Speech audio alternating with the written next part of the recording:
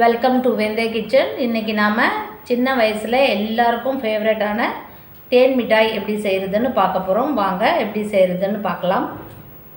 தேன் மிட்டாய் செய்கிறதுக்கு ஒரு பாத்திரத்தை எடுத்து வச்சுட்டு அதில் 1 கப்பு மைதா மாவு எடுத்து வச்சுருக்கேன். 1 கப்பு மைதா மாவு சேர்த்துக்கோங்க.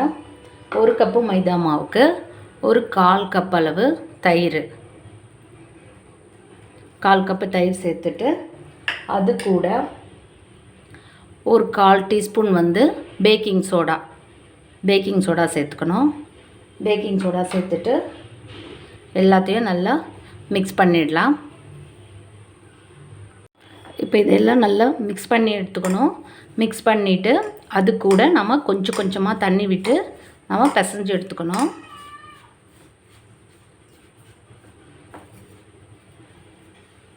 கொஞ்சம் கொஞ்சமாக, ரொம்பவும் கெட்டியாக இல்லாமல் கொஞ்சம் லூஸாக பிசைஞ்சு எடுத்துக்கணும். அதுக்காக ரொம்பவும் லூஸாக இருக்கக்கூடாது, ஒரு அளவுக்கு பிசைஞ்சு எடுத்துக்கலாம்.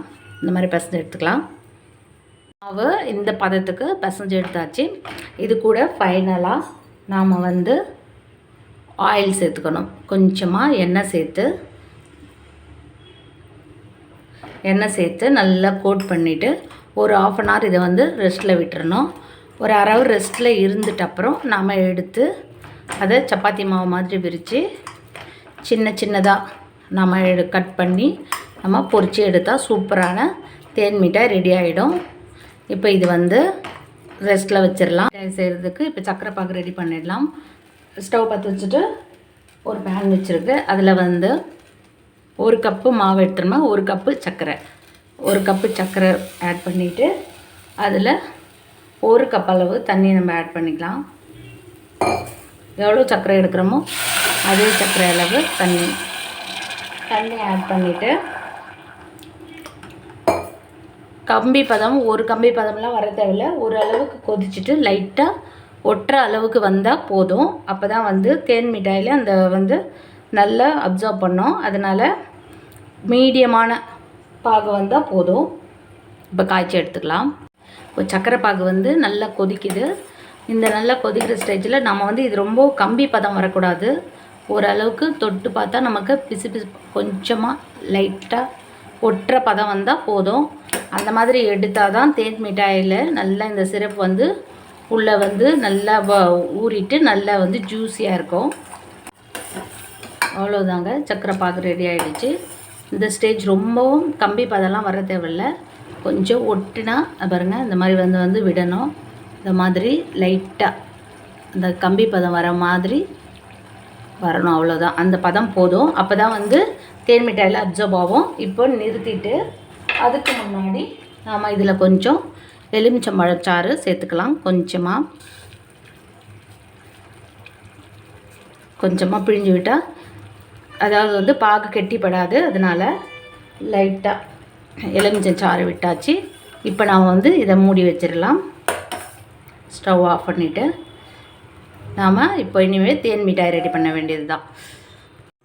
இப்போ ஒரு தட்டில் எண்ணெய் தடவி வச்சுருக்கு. இதில் நாம் தேன் மிட்டாய்க்காக பிணைஞ்சி வச்ச மாவை இதில் சேர்த்து இதை தட்டில் வச்சுட்டு நம்ம கையிலையே விரித்து விட்டுறலாம்.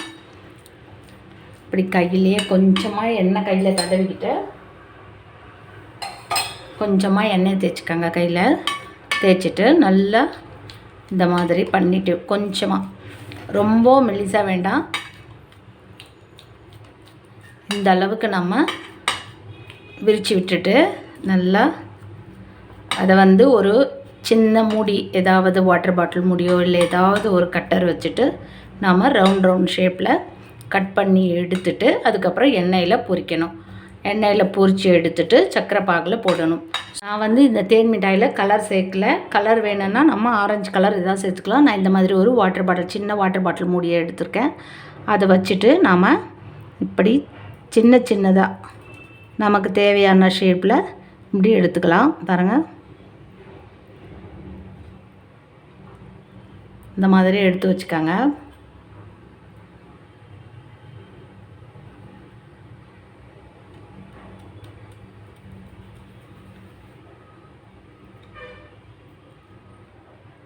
தேன் மிட்டாயெல்லாம் இந்த மாதிரி நம்ம வெட்டி வச்சுருக்கோம். தேன் மிட்டாயெல்லாம் பொரிக்கிறதுக்கு எண்ணெய் வந்து சூடாகிடுச்சு ஒரு பாத்திரத்தில். இப்போ வந்து மீடியம் ஃப்ளேம்லேயே இருக்கட்டும். ரொம்பவும் எண்ணெய் காஞ்சிட்டு இருந்தால் நல்லா இருக்காது. இப்போ வந்து இந்த மாதிரி எண்ணெயில் போட்டு நம்ம பொரிச்சு எடுத்துடலாம். அது பொரிஞ்சதும் அழகாக மேலே வந்துடும். இதே மாதிரி நீங்கள் எல்லாத்தையும் போட்டு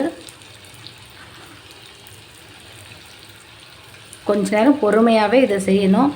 ஏன்னா ரொம்ப தீ அதிகமாக வச்சு செஞ்சோம்னா உள்ளே வேகாது, கரிஞ்சு போயிடும்.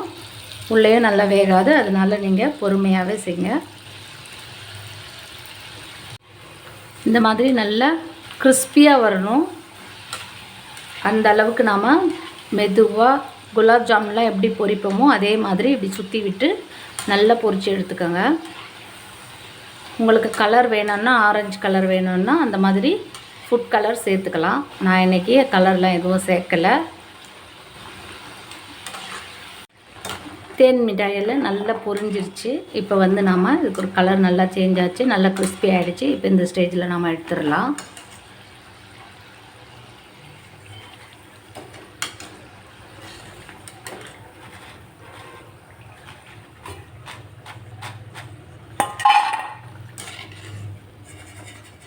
இது உடனே எடுத்தாச்சு. இப்போ எடுத்த இந்த தேன் மிட்டாயெல்லாம் நம்ம வந்து இந்த சக்கரை பாகு சூடாக இருக்கணும். சூடு இல்லைன்னா நம்ம சூடுபடுத்திட்டு நல்லா இந்த மாதிரி அதில் போட்டு நல்லா மிக்ஸ் பண்ணி விட்டுருங்க. இது கொஞ்ச நேரம் நல்லா ஊறணும். ஊறினதும் எடுத்துடலாம். நல்லா இப்படி கிளறி விட்டுருங்க. நல்லா மிக்ஸ் பண்ணிவிட்டு நல்லா மூடி வச்சுருங்க.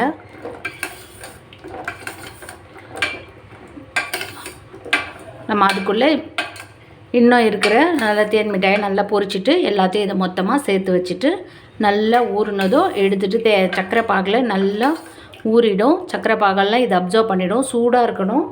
அந்த மாதிரி செய்யுங்க. சூப்பரான தேன் மிட்டாய் சூப்பராக வீட்டிலையே ரெடி ஆகிடுச்சு. பாருங்கள், இதெல்லாம் எல்லாரோட சைல்ட்ஹுட் ஸ்பெஷல் சொல்லலாம். இந்த தேன் மிட்டாய் இது வந்து நல்லா ஊறணும். கொஞ்ச நேரம் ஒரு 1/2 hour நல்லா ஊறட்டும். ஊறினதுக்கப்புறம் நாம் எடுத்து சர்வ் பண்ணலாம். வீட்லேயே சூப்பரான ஜூஸியான தேன் மிட்டாய் ரெடி ஆகிடுச்சு. இது செய்கிறது ரொம்பவும் ஈஸி. அதே சமயம் குழந்தைங்களுக்கு எல்லாருக்குமே இந்த ஸ்வீட் ரொம்ப பிடிக்கும். வீட்டில் எல்லோரும் சாப்பிட்ருவாங்க. நீங்கள் எல்லோரும் ட்ரை பண்ணி செஞ்சு பாருங்கள். தேன் மிட்டாயெல்லாம் எப்போவுமே வந்து சுகரில் தான் கோட் பண்ணி கடையிலலாம் நமக்கு கிடைக்கும். அந்த மாதிரி இப்போ நம்ம வந்து இந்த மாதிரி நம்ம சுகரில் கோட் பண்ணியும் இந்த மாதிரி குழந்தைங்களுக்கு கொடுக்குறப்ப ரொம்பவும் இன்ட்ரெஸ்ட்டாக சாப்பிடுவாங்க. நீங்கள் இந்த மாதிரி ட்ரை பண்ணி செஞ்சு பாருங்கள். அவ்வளோதாங்க. பாருங்கள், சூப்பரான தேன் மிட்டாய் வீட்டிலேயே ரெடி ஆகிடுச்சு. நீங்கள் எல்லோரும் ட்ரை பண்ணி செஞ்சு பாருங்கள். உங்களுக்கு இந்த டிஷ் பிடிச்சிருந்தா நீங்கள் லைக் பண்ணுங்கள், ஷேர் பண்ணுங்கள், மறக்காமல் சப்ஸ்கிரைப் பண்ணுங்கள். தேங்க்யூ.